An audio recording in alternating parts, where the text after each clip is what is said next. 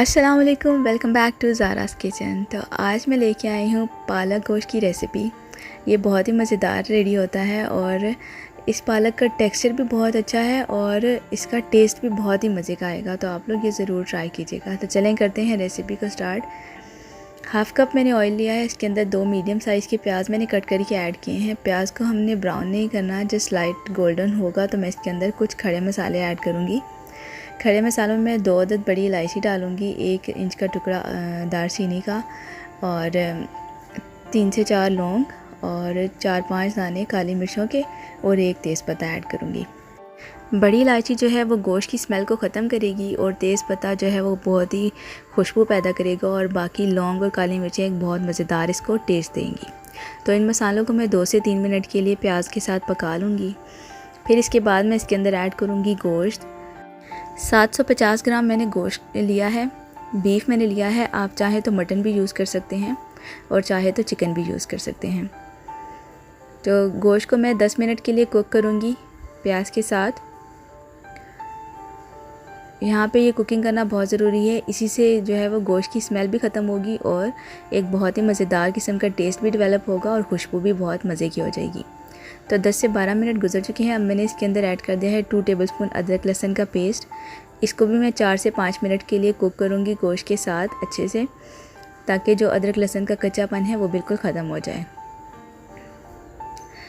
तो 5 से 6 मिनट गुजर चुके हैं। अब मैं इसके अंदर ड्राई स्पाइसेस ऐड करूँगी। 1 टेबलस्पून लाल मिर्चों का पाउडर, 1 टेबलस्पून खुश धनिया का पाउडर, 1 टेबलस्पून ही दड़ा मिर्चें, 1 टेबलस्पून सॉल्ट और हाफ़ टी स्पून हल्दी पाउडर।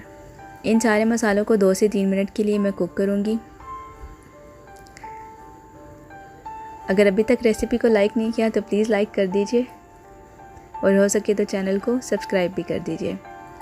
तो अब मैं इसके अंदर ऐड कर दूँगी 2 मीडियम साइज़ के टमाटर मैंने बारीक कट किए हैं। टमाटरों को मैं अच्छे से भून लूँगी। थोड़ी देर कवर करके रखने से टमाटर जल्दी से सॉफ्ट हो जाते हैं और फिर इनकी भुनाई भी जल्दी से हो जाती है।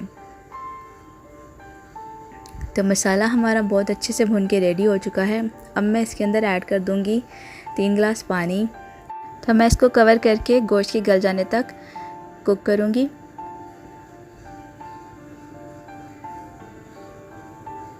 तो गोश्त हमारा गल चुका है। मुझे तकरीबन 1 घंटे से थोड़ा ज़्यादा ही टाइम लगा था गोश्त को गलाने में। तो कुकर में अगर आप इसको बनाएंगे तो ये थोड़ा जल्दी गल जाएगा। यहाँ पर मैंने पालक इसके अंदर ऐड कर दी है। 2 गट्ठी मैंने पालक की ली थी, उनको मैंने अच्छे से कट करके धो के बॉईल कर लिया था। इसके अंदर मैंने कोई भी चीज़ ऐड नहीं की थी बॉईल करते वक्त। हाफ़ पालक जो है वो मैं उसको ऐसे ही ऐड कर दूँगी और हाफ़ को मैं ब्लेंडर में ब्लेंड करके ऐड करूँगी। इससे एक बहुत ही मज़ेदार किस्म का टेक्सचर इसका डेवलप होता है। तो अब मैं इस पालक को 10 से 12 मिनट के लिए अच्छे से गोश्त के साथ कुक कर लूँगी, ताकि जितना भी मसालों का टेस्ट है और जितना भी गोश्त का टेस्ट है वो अच्छे से पालक के अंदर आ जाए। तो 10 से 12 मिनट गुजर चुके हैं। पालक मेरी बहुत अच्छे से भुन चुकी है और बहुत ही मज़ेदार खुशबू आ रही है इसमें से। तो अब मैं इसके अंदर ऐड करूँगी 4 से 5 अदद ग्रीन चिली, जिनको मैंने बारीक कट कर लिया है। इनको ऐड करके मैं 5 मिनट के लिए बिल्कुल स्लो फ्लेम के ऊपर दम दे दूँगी।